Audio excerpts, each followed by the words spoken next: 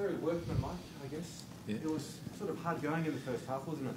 Yeah, we thought sort of game we got was what we sort of expected. We knew St Kilda would be keen to rebound after last week, and she was a fairly contested and pretty scrappy affair in the first half. And to our guys' credit, they hung in there and played some better footy in the second half to get the result. Is it a good test to have to come up against a side that's quite happy to keep the scoring to a minimum?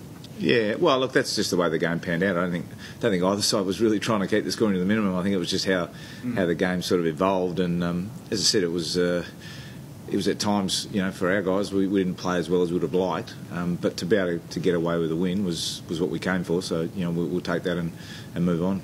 Hey, very unusual preparation for the game for Eddie.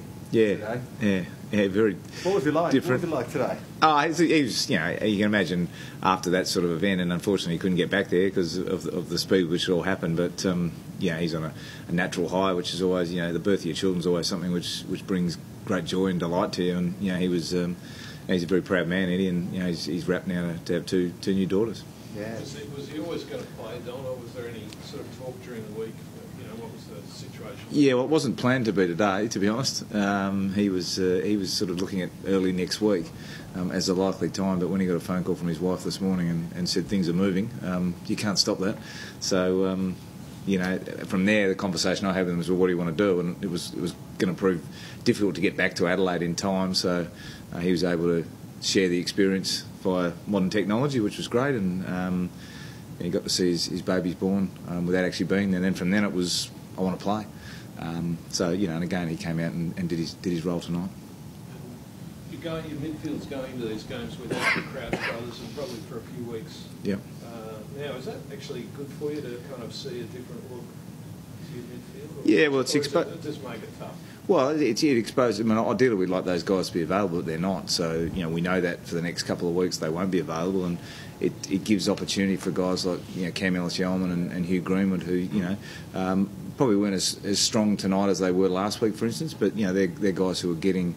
They're both 15 to 20 game players, but they've both shown a lot in the time they've played, and then you've got obviously Rory and Bryce coming in as well. So and Richie Douglas was back in tonight. So we brought in Richard for Matt Crouch this week from a midfield viewpoint. Otherwise, the same guys, and they're getting the job done, which is good.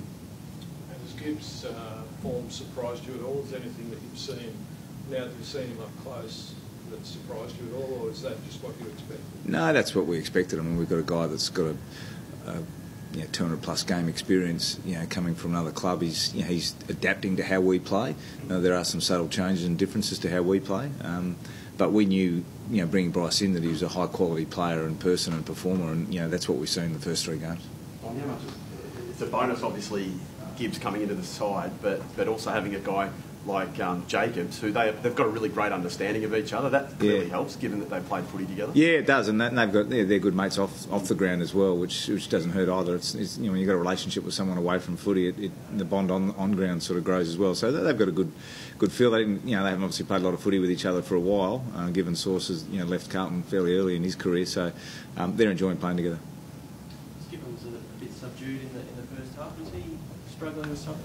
No, look, I think it's just a matter of, when Tex played last week off no pre-season games, and we always knew that it was going to be a progression for him, and generally after your first game of any season, whether it be generally their practice games, it's natural that you pull up a bit sore. So important for us tonight is we got him through the game. I thought his influence on the game in the second half improved, and he'll just continue to build in terms of his conditioning base, and his performance will go up from there. I mean, he was very good last week for us, but there's no injury concerns with him at all.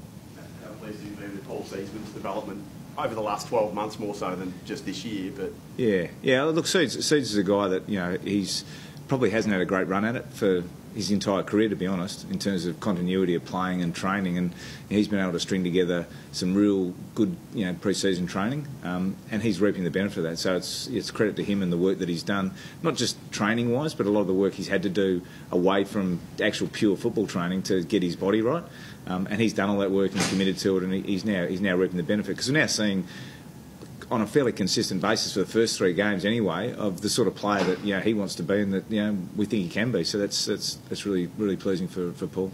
So what do you think was the trigger or the main thing that helped you open up the game a bit in the second half? Because it was sort of stuck in the first half, wasn't it? Yeah, well, look, we had a chat at half-time about some of the things and what was actually happening and what we were feeling as a group.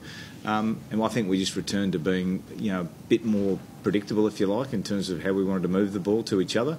And that allowed us to get a little bit more flow. Whereas I think earlier we were, perhaps due to the pressure of the way the game was played, we might have been over-possessing a little bit or trying to create options that weren't there. So I think in the second half we did that and became a bit more, let's say, predictable to each other. 3 rounds in, are you happy with the way you're working into the season, given some of the injury you've had to deal with? Yeah, look, it's we've introduced a few new players. Obviously with Tom Duda down back, and we've got Lockie Murphy, Darcy Foggy didn't play tonight. Tom Lynch squeezed him out, and bringing back Lynchy and Teg. So yeah, we're working into it.